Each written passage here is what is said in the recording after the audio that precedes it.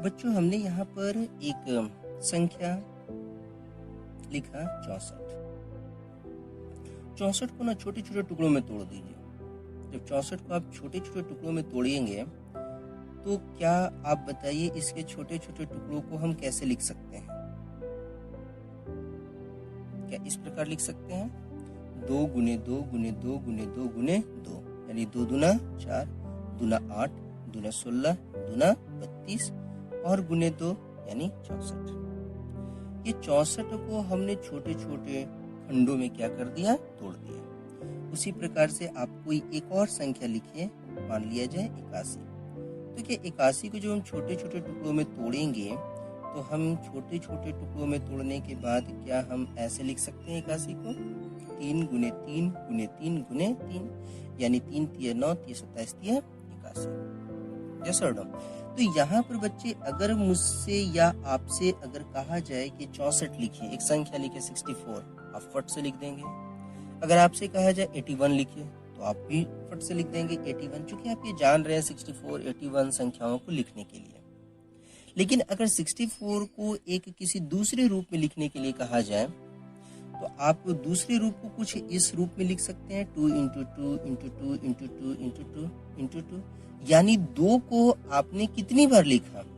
6 बार लिखा। उसी प्रकार अगर यहाँ पर आप जो देख रहे हैं एक संख्या 81 को जब मैंने आपको दूसरे रूपों में लिखने के लिए कहा तो आपने इसको लिखा 3 इंटू 3 इंटू 3 इंटू 3 यानी कि 3 को कितनी बार लिखा? 4 टाइम्स लिखा, 4 बार लिखा। यहाँ पर बच्चों आपको यही बात को ध्यान देना है कि आपने इसे 64 को इस रूप में लिखा, लेकिन इसे भी एक रूप में लिखना होता है। हम इसे भी चाहें तो एक छोटे से रूपों में लिख सकते हैं। तो जिस छोटे से रूप में हम जो लिख रहे हैं उसे क्या कहेंगे, उसको कैसे पढ़ेंगे, कैसे लिखेंगे? तो बच्चों यहाँ पर ध्यान दीजिए, आपको सिर्फ 2 ही चीजों पर ध्यान देना है। सबसे पहला ये ध्यान देना है कि आपने किस चीज को लिख रहा है। तो यहाँ पर देखिए सभी जगहों पर क्या है? समान संख्या दिखाई दे रहा है ना, यह पूर्ण संख्या जो है वो समान है, सभी जगहों पर बराबर है। तो 2 इंटू 2 2 2 2 तो ये 2 ही आप लिख रहे हैं, चाहे जितनी बार आपने लिखा, लेकिन आप क्या लिख रहे हैं? 2 लिख रहे हैं। तो जो समान संख्या है आप उसके बदले में 1 लिख दीजिए, यानी एक मतलब कहने का मतलब उसको एक बार लिखिए। और यहाँ पर एक बार आप लिखे 2, तो 2 कितनी बार लिखा है? 2 आपने कितनी बार लिखा है? तो यहाँ काउंट कीजिए, गणना कीजिए, गिनती कीजिए और गिनने के बाद आप देखिए 2 को कितनी बार लिखे हैं? 6 बार। तो 2 के जस्ट ऊपर में आप यहाँ पर लिख दीजिए 6। देखिए ये 64 को लिखने का ही एक यह क्या है? नया रूप है, नया फॉर्म है। यह 64 को हम इस रूप में भी लिख सकते हैं। उसी प्रकार अगर 81 को लिखने के लिए कहा जाए तो भी आप इसको आसानी से पकड़ लिए कि आप यहाँ पर कितनी बार, कौन सी चीजों को आप बार बार लिख रहे हैं? तो 3 को लिख रहे हैं, तो आप यहाँ पर 3 लिख दीजिए। लेकिन 3 को आपने कितनी बार लिखा है? 4 बार। तो 4 को कहाँ लिख दीजिए? ऊपर में लिख दीजिए। तो यहाँ पर आप क्या देख रहे हैं? आप देखिए क्या कि आप 3 को 4 बार लिखे, तो 3 को 4 बार कुछ इस प्रकार से लिखे, और यहाँ पर 2 को आपने कितनी बार लिखे? 6 बार लिखे। तो अगर 3 टू द पावर 4 आपसे पूछे, 3 टू द पावर 4 या 3 का घात जो 4 लिखा हुआ है उसको वो किसका रूप है? तो 81 है। हम इसको भी 81 ही पढ़ेंगे, 81 ही कहेंगे, क्योंकि इसको हल करेंगे तो 81 ही आएगा। तो 81 को हम एक नए रूप में ऐसे लिख सकते हैं, 64 को हम एक नए रूप में इस प्रकार से लिख सकते हैं। तो ये रूप में जो लिखा हुआ है, इस रूप को हम किस चीज में पढ़ते हैं, है ना? कौन से लेसन में हम इसको पढ़ेंगे और हम इसे क्या कहेंगे, क्या कहते हैं? तो हम आपको नॉर्मली हम आपको यह बताते हैं कि अगर ये जो भी संख्या यहाँ पर जो भी संख्या लिखा हुआ रहेगा ना, हम उस संख्या को क्या बोलते हैं? आधार कहते हैं। ये ध्यान रखिएगा, जो भी संख्या यहाँ रहेगा हम उसे क्या मानेंगे? आधार। हम उसे आधार कहते हैं। तो उस हिसाब से यहाँ पर क्या लिखा हुआ है? 3, तो 3 भी यहाँ पर क्या हो जाएगा? आधार हो जाएगा। ठीक है ना?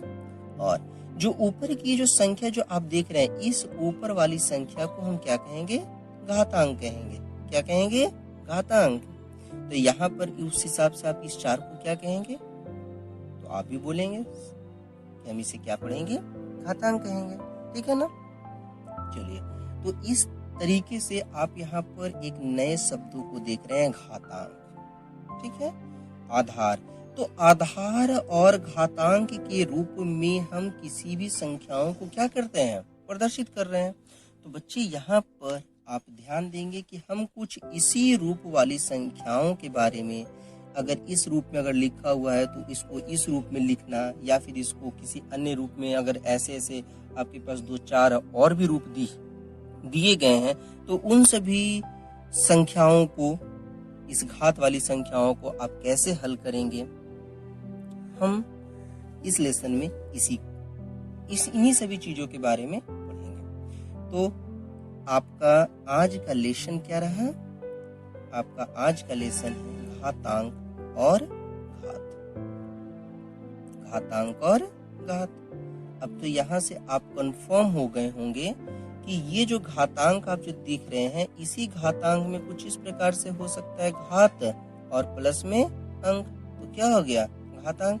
ये जो आप देख रहे हैं घात प्लस अंक घातांक। तो यहाँ पर एक आज हम पढ़ेंगे लेसन जिसका नाम है घातांक और घात। यह आप देखेंगे JCERT की पुस्तक गणित में लेसन 4, यानी JCERT की किताब में लेसन 4 का यह एक पाठ है जिसका नाम है घातांक और घात। अब बच्चों यहाँ पर आप ध्यान दीजिएगा, यह तो आप जान गए कि हम इसको किस रूप में लिख सकते हैं, लेकिन अब यहाँ पर यह प्रश्न उठता है कि घातांक किसे कहेंगे, घात किसे कहेंगे। तो थोड़ा सा डिफाइन करना मुश्किल लगेगा। आप समझा तो जरूर देंगे कि घातांक हम किसे कहेंगे, घात किसे कहेंगे, आधार किसे कहेंगे, लेकिन अगर आपको अगर परिभाषित करने के लिए कहा जाए तो आप कैसे करेंगे? तो यहाँ पर आप ध्यान देंगे, हम इसी में जानेंगे घातांक। ठीक है, अब यहाँ पर ध्यान दीजिए, घातांक हम कहते किसे हैं? सबसे पहले यदि कोई भी पूर्ण संख्या, तो हम यहाँ लिखते हैं यदि किसी पूर्ण संख्या। अब पूर्ण संख्या यहाँ पर आप जो देख रहे हैं कि ये 2, ये 2, ये 2, ये 2, ये चाहे ये 2-2 हो या फिर ये 3-3 हो, यहाँ पर जो भी संख्याएं होगी वो पूर्ण संख्या होगी। तो यदि किसी पूर्ण संख्या, यहाँ पर तो कोई भी संख्या हो सकती है ना, तो हम इस संख्याओं पर क्या हम यहाँ 2 लिखेंगे, 3 लिखेंगे, 4 लिखेंगे? नहीं ना, हम यहाँ पर इसको किसी एक इंडिकेट से हम किसी इसका एक सूचक दे देते हैं। मान लिया जाए वह है a। तो यदि किसी पूर्ण संख्या a को हम जितनी बार गुना करें, जैसे हमने यहाँ पर 6 बार गुना किया, यहाँ 4 बार गुना किया, तो हम यहाँ तो 6 नहीं लिख सकते, हम यहाँ 4 नहीं लिख सकते हैं। तो वहां पर हम मान लेते हैं कि हमने एक m संख्या से इसे गुना किया। तो यदि किसी पूर्ण संख्या a को अगर m बार गुना किया जाए, बात समझ में आ रहे हैं? m बार गुना किया जाए, तो गुना करने के बाद आपके पास जो गुणनफल मिलेगा, रिजल्ट मिलता है ना, जैसे कोई भी दो संख्याओं का आप गुना कीजिए तो गुना करने के बाद उसका रिजल्ट प्राप्त होता है ना। तो गुणनफल जो है, वो गुणनफल जो भी प्राप्त होगा, वो गुणनफल कुछ इस रूप में प्राप्त होगा, और वह रूप क्या होगा? a का m घात प्राप्त होगा। a का m घात प्राप्त होगा।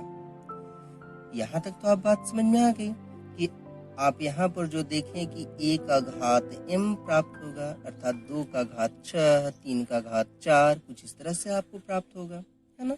लेकिन आप इसे सूचित कैसे करेंगे? तो यहाँ पर लिखेंगे जिसे, है ना, a का घात m से क्या किया जाता है? सूचित किया जाता है। हम लोग पढ़ेंगे तो जरूर a का m घात, लेकिन सूचित हम किससे करेंगे? a to the power m से सूचित किया जाता है। ठीक है, अब यहाँ पर आप ध्यान दीजिए कि अगर मान लिया जाए आप यहाँ पर जो देख रहे हैं a का घात m में a क्या है और ये m क्या है, जल्दी से बताइए, क्योंकि आपने ये पहले पढ़ चुका है। तो यहाँ पर आप ये जो देख रहे हैं a और m, तो इस a का घात m में हम a को ठीक है। ए को हम क्या कहेंगे, तो ए को हम कहेंगे आधार, और एम, तो एम को हम क्या कहेंगे, देखिए हम क्या कहेंगे, घातांक। ठीक है। इसी तरह से आप इसके जगह पर कोई भी एक एग्जाम्पल ले लीजिए। जैसे हम एक एग्जाम्पल यहाँ पर मान लिया जाए लेते हैं 9 to the power 8। तो 9 to the power 8 हमने तो इसे हम कह सकते हैं 9 का घात 8। तो 9 का घात 8 जो है, इसमें 9 क्या है, तो इसमें 9 जो हो गया यह है आपका आधार, 9 आधार हो गया, और 8 जो है वो क्या है आपका, तो 8 है आपका घातांक। तो हम इसे पढ़ेंगे कैसे, हम इसे पढ़ेंगे 9 का 8 घात, 9 का 8 घात, जिसमें 9 आधार है और 8 घातांक है। अगर इसी को अगर आपको पढ़ना हो तो हम इसको इस तरह से भी पढ़ सकते हैं, जैसे यहाँ पर लिखा हुआ है ए का घात m, है ना। तो ए का घात m को हम क्या पढ़ सकते हैं, तो ए का घात m को हम यहाँ पर कह सकते हैं ए का mवां घात, क्या कहेंगे, ए का mवां घात। अगर यहाँ पर आपसे पूछा जाए या बोला जाए कि ए का घात m को हम कैसे बोलेंगे, तो हम तो पहले बताएं कि ए का घात m बोलेंगे, या फिर हम इसे कह सकते हैं ए का mवां घात। ठीक है। अब उसी प्रकार से यहाँ पर अगर कहा जाए, जैसे लिखा हुआ है 9 का घात 8, तो हम इसको कहेंगे 9 का 8वां घात, यानी 9 को कितनी बार लिखा गया है, 8 बार लिखा गया है। ठीक है ना। अब बच्चे यहाँ पर आपको ध्यान क्या देना है, ये तो आप घातांक के बारे में आप जाने कि घातांक किसे कहते हैं, घात किसे कहेंगे, जिस संख्याओं को हम लिख रहे हैं उसे हम पढ़ेंगे कैसे, ठीक है ना। लेकिन इनके भी तो कुछ नियम होंगे। अगर बहुत सारे घातांक, घात वाली अगर इस रूप में अगर बहुत सारी संख्याएं आपको दे दी जाती है, उसको कैलकुलेट करने के लिए कहा जाता है, तो आप उसे कैलकुलेट कैसे करेंगे, तो ध्यान रखना है कि घातांक के भी कुछ मतलब नियम भी हो सकते हैं। अब उन्हीं नियमों के बारे में थोड़ी तो जानकारी रखनी ही होगी। अब यहाँ ध्यान दीजिए कि हम उस नियम को कैसे समझेंगे। तो यहाँ पर आप ध्यान दीजिए घातांक के नियम को समझने के लिए। यहाँ पर अगर मान लिया जाए आपको कुछ इस प्रकार से लिख दिया जाता है 2 का घात 4 को गुना कर दीजिए आप 2 का घात 8 से, ठीक है ना। 2 का घात 4 को गुना कीजिए 2 का घात 8 से। अब आप इसको गुना करेंगे तो कैसे लाएंगे, तो जनरली आप जो गुना करेंगे वो कुछ उस प्रकार से गुना करेंगे कि चलो लिखते हैं 2 को कितनी बार, 4 बार, और फिर 2 को कितनी बार लिखते हैं, 8 बार। ठीक है। देखिए यहाँ 2 को आपने 4 बार लिख दिया। अब यहाँ से 2 को कितनी बार लिखना है, 8 बार लिखना है। तो यहाँ पर हमने 2 को कितनी बार लिख दिया, 8 बार। अब आप क्या करेंगे, सबको गुना कर देंगे, और गुना करने के बाद आप जो आंसर आएगा, जो भी रिजल्ट आएगी, आप उस रिजल्ट को लिख देंगे। लेकिन आपको घात के ही रूप में लिखना है, तो घात के रूप में लिखना है तो आप कैसे लिखेंगे, बिल्कुल इसी प्रकार से। सबसे पहले आप देखिए कौन सी संख्या है जो बार बार आ रही है, तो 2 संख्या है, तो हम यहाँ क्या लिख दिए, 2 को कितनी बार आपने लिखा, तो काउंट कर लीजिए आप यहाँ पे 4 4 8 4 दिए 12 बार, तो 2 के पावर या 2 का घात हमने कितना लिख दिया, 12। लेकिन ये जो आपने इतनी लंबी प्रोसेस जो हमने की, इसके बदले हम यहाँ पर इसे डायरेक्टली इस प्रकार से लिख सकते थे 2, ये 12 कैसे आया, तो थोड़ा सा दिमाग लगाने की जरूरत है। यहाँ पर है 4 और है पावर में 8, यानी एक था 2 का घात 4 और 2 का घात 8, तो हमने इस घात 4 को और इस घात 8 को जब दोनों को जोड़ दिया तो आ गया 2 का घात 12। तो इस प्रकार से हमने घातांक का एक पहला नियम जाना कि अगर इस घात के जगह पर हमने यहाँ पर कोई भी एक संख्या माना था ना, एक पूर्ण संख्या, तो मान लिया वो पूर्ण संख्या क्या है, ए है। और इनटू में आप यहाँ पर भी देखिए कि दोनों का पूर्ण संख्या हमने क्या लिया था, समान लिया, तो यहाँ पर भी हमने एक पूर्ण संख्या लिख दिया ए। अब यहाँ पर ए का घात देखिए दोनों में क्या है, अलग अलग है, तो इसका घात आप मान लीजिए m और इसका घात आप मान लीजिए m। तो ए का घात m गुना ए का घात n, जब हम इस प्रकार से गुना करते हैं तो गुना करने के बाद हमें क्या मिलता है, a का घात m प्लस n। तो ये हुआ घातांक का यह पहला नियम, ये हो गया आपका पहला नियम, ठीक है ना। a का घात m गुने a का घात n बराबर a का घात m प्लस n। तो ये हुआ आपका पहला नियम। अब ध्यान देना है, अगर मान लिया जाए आपके पास कोई और भी संख्या दी हुई हो जिसकी ये दोनों क्या हो, अलग अलग हो, ये जो आप आधार जो देख रहे हैं आधार क्या हो, अलग अलग हो, लेकिन घात क्या हो, समान हो, तो फिर उसके लिए कैसे आप नियम बनाएंगे। तो ध्यान देना है, अगर मान लिया जाए हम यहाँ लिखते हैं 2 का घात 4 और गुने में हम यहाँ लिख देते हैं 3 का घात 4, ठीक है ना। अब यहाँ पर आप ध्यान दीजिए कि जब हम कुछ इस प्रकार से लिखते हैं तो लिखने के बाद आप इसे कैसे हल कर पाएंगे। तो हम तो हल करेंगे पहले इसी रूप में, 2 गुने 2 गुने 2 गुने 2, 2 को कितनी बार हमने लिख दिया, 4 बार, और 3 को हमने कितनी बार लिख दिया, तो 3 को भी हमने कितनी बार लिख दिया, 4 बार लिख दिया, ठीक है। 2 को भी हमने 4 बार लिखा और 3 को भी हमने क्या कर दिया, 4 बार लिख दिया, हाँ या नहीं। तो अब यहाँ पर आप ध्यान दीजिए कि आप इसको कैसे इस रूप में निरूपित करेंगे, कैसे इसको आप इस नियम के रूप में लाएंगे। तो नियम में लाने के लिए आप सबको को ना एक एक साथ गुना कीजिए, जैसे 2 को 3 के साथ गुना कीजिए तो क्या हो गया, 6। पहले हमने इस 2 को इस 3 के साथ गुना किया तो 6 आ गया। फिर आप इस 2 को इस 3 के साथ गुना कीजिए तो फिर 6 आ जाएंगे। फिर आप इस 2 को इस 3 के साथ गुना कीजिए फिर 6 आ जाएंगे। इस 2 को फिर 3 से गुना कीजिए तो क्या आ जाएंगे, 6 आ जाएंगे। अब आप यहाँ ध्यान दीजिए कि 6 6 6 6 यानी ये 6 जो है यह कितनी बार आया, 4 बार आया।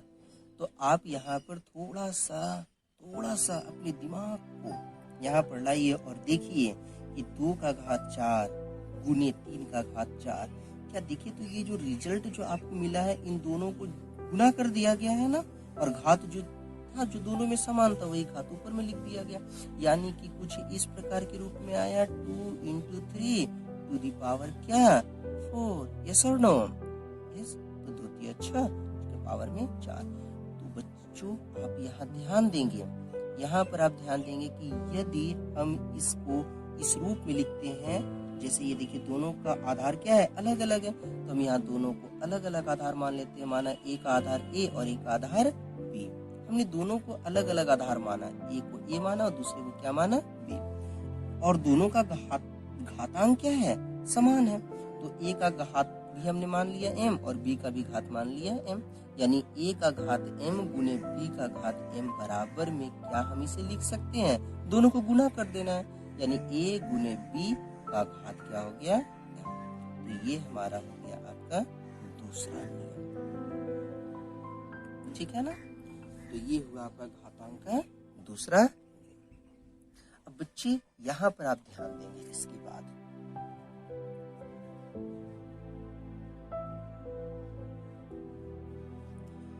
बाद आप ध्यान दीजिए, अगर मान लिया जाए हमें दिया हुआ हो 2 का घात, ज्यादा लंबा तो नहीं लेंगे लेकिन हम इसे छोटे से घात के रूप में लेकर के समझ जरूर सकते हैं। अगर यहाँ 2 का घात 5 है और इसे भाग देना हो 2 का घात किससे, 3 से, तो यहाँ पर आप क्या देख रहे हैं, आप देख रहे हैं कि यहाँ का 2 का जो घात है 5 और 2 का घात जो 3 है, इन दोनों में आधार तो समान है लेकिन घातांक अलग अलग है। तो आप यहाँ पर जब इस प्रकार से दिया गया है तो हम इसे तो कुछ इस रूप में लिख ही सकते हैं, 2 का घात 5 और ये डिवाइड यानी भागा, तो भागा हम यहाँ दे दिए, और फिर बोला गया 2 का घात 3 तो हम यहाँ लिख दिए 2 का घात 3। अब 2 का घात 5 बोला यानी 2 को कितनी बार लिखना है, 5 बार लिखना है, तो हमने यहाँ पर लिख दिया 2 को कितनी बार लिखा, 5 बार, और फिर हमने यहाँ पर है 2 का घात 3 तो हमने 2 को कितनी बार लिखा, 3 बार लिख दिया। अब यहाँ आप ध्यान दीजिए, 1 2 से तो ये 1 2 कट गया, वापिस ये दूसरे 2 से दूसरा 2 कट गया, और ये तीसरे 2 से तीसरे 2 कट गए, तो बचा क्या आपके पास, 2 गुने 2, 2 गुने 2 यानी कि आप इसे क्या लिख सकते हैं, 2 का घात 2। क्यों, क्योंकि यहाँ आधार दोनों का समान है तो उसके बदले में आपने 1 लिखा, और यह 2 कितनी बार लिखा गया? 2 बार, तो आपने यहाँ 2 लिख दिया। अब आप यहाँ से थोड़ा अपने दिमाग को कंसंट्रेट कीजिए और देखिए यहाँ दोनों का आधार क्या था? समान था। तो हमने यहाँ 2 समान आधार वाला संख्या ले लिया, ए और ए। यहाँ ध्यान दीजिए, यहाँ डिवाइड है, हमने यहाँ मल्टीप्लाई कर दिया है, यहाँ भी क्या होगा? डिवाइड होगा, यानी ए डिवाइड। लेकिन यहाँ दोनों का घातांक क्या है? अलग अलग है। तो हमने यहाँ पर ले लिया एक घात m के रूप में और एक का घात n के रूप में। अब इन दोनों को आप जब यहाँ पर कैलकुलेट किए तो कैलकुलेट करने के बाद आपने क्या देखा? देखिए दोनों का दोनों का आधार जो है वो क्या है? समान है। तो समान यहाँ आधार लिख दिया गया। लेकिन ये जो घातांक आप जो देख रहे हैं, अगर ये 5 में से 3 को घटा दिया जाए तो कितना आ जाता है? 2। यानी कि हम आधार यहाँ पर a लिखेंगे और इन दोनों को घटा देंगे, यानी m माइनस n कर देंगे। तो ये हुआ आपका घातांक का कौन सा नियम? ये हो गया तीसरा नियम, ठीक है ना। तो इस प्रकार से आपने 3 नियमों को तो जान लिया। चलिए आगे बढ़ते हैं। उसी प्रकार से अब आप कोई एक और संख्या ले लिए, ज्यादा बड़ी संख्या तो नहीं लेंगे, लेकिन फिर भी हम एक छोटे से घातांक के फॉर्म की एक संख्या लेते हैं। मान लिया जाए 5 और एक और संख्या हम ले लेते हैं, लेकिन यहाँ पर कुछ इस तरह से लिखा हुआ है का घात, यहाँ पर हम एक और लिख देते हैं 2। अब तो ये थोड़ा समस्या हो जाएगा आपके लिए कि हम इसको कैसे क्या करें। तो यहाँ पर आप ध्यान दीजिएगा, अगर ये है आपका 2, ठीक है, तो 2 का घात कितना है? 5। भी ऊपर वाले को भी थोड़ा सा आप इग्नोर कीजिए। 2 का घात कितना है? 5। 2 को कितनी बार आप लिखिए? 5 बार। 1 2 है ना, गिनिए 3 4 और ये हो गया 5। अब इसका घात कितना बोला? 2, तो यहाँ लिख दिया 2। देखिए सबसे पहले 2 का घात 5 बोला तो हमने 2 को 5 बार लिख दिया, और फिर इसका घात बोला 2, इस पूरे के घात में हमने क्या कर दिया? 2 लिख दिया। लेकिन फिर ध्यान दीजिए, यह तो एक बार है, इसको और कितनी बार लिखने के लिए कह रहा है? 2 बार, तो इसको एक बार और लिखना होगा। तो यहाँ पर आप लिखिए 2 गुने 2 गुने 2 गुने 2 गुने 2। ये हुआ एक बार ना, वापिस फिर एक बार और लिखना है, तो वापिस फिर से आप यहाँ लिखिए 2 गुने 2 गुने 2 गुने 2 गुने 2। अब यहाँ ध्यान दीजिए, देखिए सही में है या फिर कुछ काउंटिंग बढ़ गई है? नहीं, ठीक है। अब यहाँ पर आप ध्यान दीजिए तो कि देखिए सभी का आधार क्या है? समान है ना। तो इन समान आधार के बदले में हम यहाँ पर समान लिख दिया। क्या लिख दिया? 2। अब यहाँ पर आप ध्यान देंगे, ये जो 2 लिखा, अब 2 कितनी बार आया? तो 2 आया 10 बार। तो हम यहाँ लिख दिए 2 का घातांक 10 या फिर 10, ठीक है ना। अब यहाँ आप ध्यान दीजिए कि जब हम इस प्रकार से लिखें, जब इसको कैलकुलेट किया गया तो कुछ इस रूप में आया। मतलब क्या? आप देखें, ये 2 है तो 2 का आधार 2 ही लिख दिया गया, और यहाँ पर दोनों का घात जो था वो दोनों क्या हो गया? गुना हो गया, यानी 5 गुने 2 यानी कितना आ गया? 10। तो इसको आप इस रूप में लिख सकते हैं या नहीं? अगर यहाँ पर आधार आप मान लिया जाए a और इसका घात मान m, और एक और जो इसके ऊपर का घात जो दिया गया था वह क्या था? n। तो यह कुछ इस रूप में आया कि अगर हम इन दोनों को यहाँ पर देखिए, इन दोनों को अगर हम ऐसे यहाँ गुना करते हैं, 2 का घात 5 गुने 2, तो ये 10 आ गया। यानी कि हम इसे यहाँ पर लिख सकते हैं m गुने n। तो ये आप जो देखिए, ये आपका घातांक का कौन सा नियम हुआ? ये हो गया आपका चौथा नियम, ठीक है ना। चलिए अब इसके बाद हम लोग घातांक के 5वें नियम के बारे में थोड़ा जानेंगे। अगर मान लिया जाए आपके पास कोई एक संख्या दिया गया है, वो है सपोज मान लिया जाए हम 2 ही लेते हैं, 2 का घात 0। अब इस 2 का घात 0 के बराबर में आप यहाँ क्या लिखेंगे?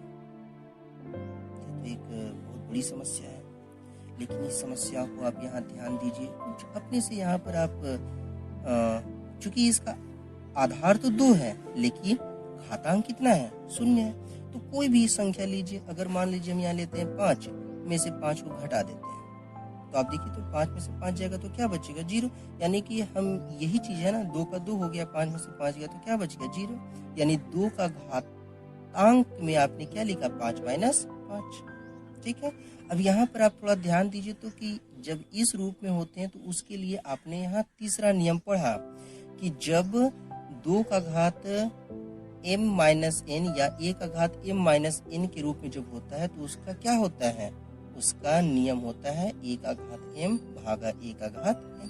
तो क्या आप इसे इस रूप में लिख सकते हैं 2 का घात 5 और बटा में 2 का घात 5। यस, अब 2 को आप 5 बार लिखेंगे, फिर 2 को 5 बार लिखेंगे, पूरे को काट देंगे तो बचेगा कितना, 1 बचेगा ना। तो इस तरीके से आपने यहाँ पर क्या देखा, अगर हम यहाँ ले लेते हैं ले लिए सपोज a, ठीक है, तो a का घात 0 बराबर में आपने कितना पाया 1, तो ये हो गया आपका 5वां नियम, a का घात 0 बराबर 1। ठीक है, अब यहाँ पर आप ध्यान दीजिए वापिस, हम यहाँ पर एक संख्या लेते हैं, वो लिए आप 2 का घात हमने यहाँ पर लिखा माइनस, लिख देते हैं 4। अब यहाँ पर आप ध्यान दीजिए 2 का घात जब -4 आपने लिखा तो हमने एक संख्या लिया 2 का घात -4। अब इस 2 के घात -4 को हम कैसे हल करेंगे, तो मान लिया जाए आप यहाँ पर आधार को आपने यहाँ लिखा 2, अब ऊपर में आपको यानी ये घातांक की जगह पर आपको क्या लाना है -4, तो किसी भी संख्या को लीजिए, उसको कैलकुलेट करने के बाद आप देखिए आपका -4 आना चाहिए। तो आपने यहाँ पर कोई भी संख्या, ये नहीं जरूरी नहीं कि जो हम ले रहे हैं आप लीजिए, आप कुछ भी ले सकते हैं। तो हमने यहाँ पर लिया 2 का घात हमने यहाँ पर लिखा -6। आप ध्यान दीजिए तो प्लस, इसके पहले कुछ नहीं है, ये प्लस और इसके पहले माइनस है, यानी प्लस और माइनस क्या होता है, माइनस होता है। तो 6 में से 2 घटा दीजिएगा तो आपका 4 आ जाएगा, लेकिन दोनों में से बड़ा चूंकि 6 है तो 6 का चिन्ह ऋणात्मक है, यानी माइनस में है, नेगेटिव है, तो 4 के साथ भी नेगेटिव आ जाएगा। तो आप देखिए तो कुछ इस प्रकार से जब हमने कैलकुलेट किया तो कैलकुलेट करने के बाद हमें वापिस वही संख्या मिल गई।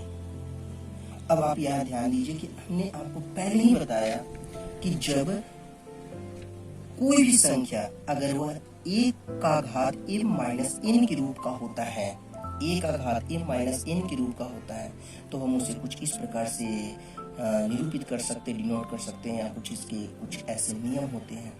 तो हम इसी नियम पर इसको फिर से हम क्या करते हैं, पुट करते हैं। तो यहाँ पर आप देखिए आधार, यानी इसे हम लिख सकते हैं 2 का घात 2 डिवाइड 2 का घात -6, ठीक है ना।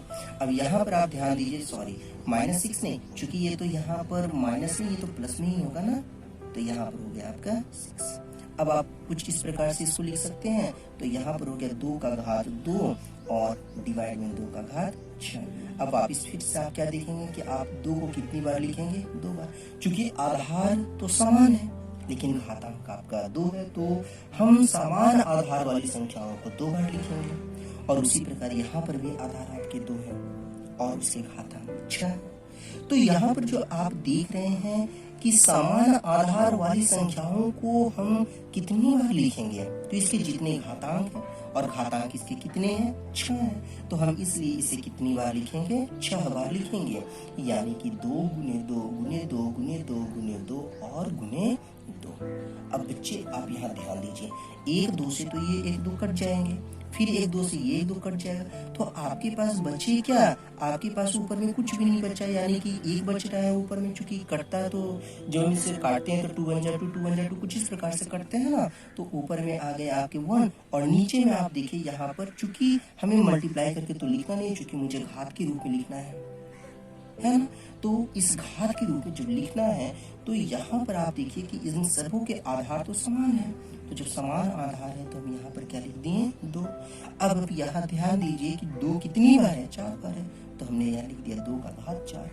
अब आप यहाँ थोड़ा ध्यान दीजिए कि अगर 2 का घात -4 हो तो लिखा कैसे गया है, लिखा गया है उसी चीज को प्लस में लिखा गया है, लेकिन उसको बटा में लिखा गया है, यानी कि आप यहाँ पर जो देख रहे हैं वो कुछ इस प्रकार से हम लिख सकते हैं कि यदि a का घात अगर -m हो तो हम उसे लिख सकते हैं 1/a का घात m।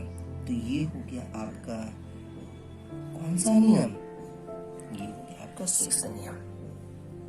अब यहाँ पर इसी प्रकार से आप यहाँ पर कोई एक और संख्या ले लीजिए। मान लीजिए जाए हम यहाँ पर एक संख्या लेते हैं और वह संख्या है हमारा, सपोज हमारे पास वो संख्या है 2/3 यानी 2/3 और 2/3 है और इसके घात में अगर मान लिया जाए हमने लिखा -4, तो सेम आप यही चीज को थोड़ा ध्यान में रखिए।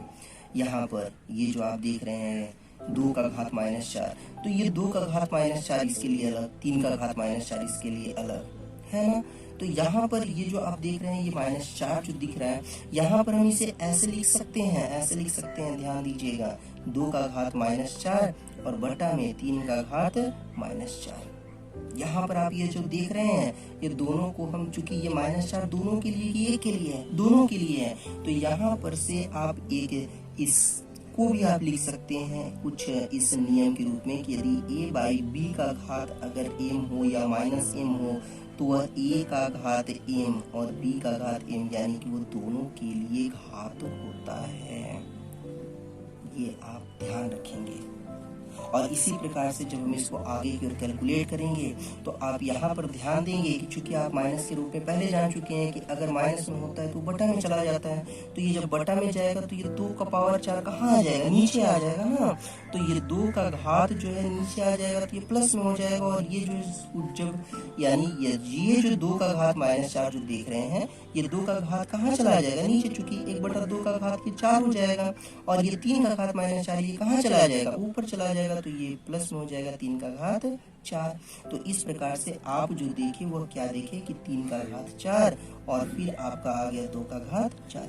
अब आप चूंकि इसको पढ़ चुके हैं कि ये 4 दोनों में, यानी कि ये दोनों का घात कॉमन हो सकता है, यानी कि ये हो गया 3/2 का घात कितना, 4। यानी हम इसके लिए एक फॉर्म ऐसे भी लिख सकते हैं कि यदि a/b का घात अगर माइनस में हो तो हम उसे हम लिख सकते हैं b/a का घात m। तो ये हुआ आपका 8वां नियम। तो घातांक के यहाँ कुछ नियम आपको दे दिए गए। अब यहाँ पर हम उन सभी नियमों को एक साथ यहाँ लिखते हैं। तो हमने यहाँ लिखा घातांक का नियम, घातांक का नियम। अब बच्चे यहाँ ध्यान देंगे कि इस घातांक के नियम में जो पहला नियम था वह हमारा a का घात n गुने a का घात n बराबर a का घात m प्लस n। जो हमारा दूसरा जो नियम आया वह दूसरा नियम कुछ इस प्रकार का था, a का घात m और इंटू में b का घात m बराबर में आपका आएगा a का घात a गुने b का घात m। नंबर थर्ड जो आपके पास है वह क्या है, a का घात m डिवाइड बाय a का घात m is equal to a का घात m माइनस m। आपका जो फोर्थ है वो फोर्थ आपका क्या होगा, तो फोर्थ है आपके पास a का घात m का घात n का हो गया आपका a का घात m इंटू n। नंबर 5 जो आपके पास है वह 5 क्या है, a/b का घात m बराबर a का घात m बाई b का घात m। नंबर 6 है a का घात 0 बराबर 1। नंबर 7 है आपका a का घात माइनस m बराबर 1/a का घात m। और एक अंततः आपका जो घात जो बना वह है आपका नंबर 8 जो कि है a/b का घात माइनस m बराबर b/a का घात m। ठीक है ना। अब इसे हम पढ़ेंगे कैसे, तो पढ़ने के लिए आप ध्यान देंगे घातांक के नियमों को हम कैसे पढ़ेंगे। तो हम एक बार पढ़ रहे हैं, आप इसे हमारे साथ दोहराएंगे, बोलने की कोशिश करेंगे। a to the power m हम क्या करते हैं, टू दी पावर कहते हैं, a टू दी पावर, है ना, a to the power m। ये ध्यान रखेंगे आप ये पॉइंट्स को। तो यहाँ पर हम इसे कहेंगे a to the power m into a to the power n is equal to a to the power m plus n। वापिस फिर से a to the power m into a to the power n is equal to a to the power m plus n। Number second, a to the power m into b to the power m is equal to a into b whole to the power m। Number three, a to the power m divide by a to the power n is equal to a to the power m minus n। Number four, a to the power m whole to the power n is equal to a to the power m into n। Number fifth, a by b whole to the power m is equal to a to the power m divided by b to the power m. Number 6, a to the power 0 is equal to 1. Number 7, a to the power minus m is equal to 1 by a to the power m. And last 8, a by b whole to the power minus m is equal to b by a whole to the power m. तो इस प्रकार से ये है आपके घातांक के नियम। बच्चे अब आपको ध्यान रखना है कि इस नियम के आधार पर आपकी प्रश्नावली में कुछ प्रश्न दिए हुए होंगे, कुछ समस्याएं होंगी, तो उन समस्याओं को आप हल करेंगे। फिर हम लोग मिलते हैं नेक्स्ट वीडियो में। धन्यवाद।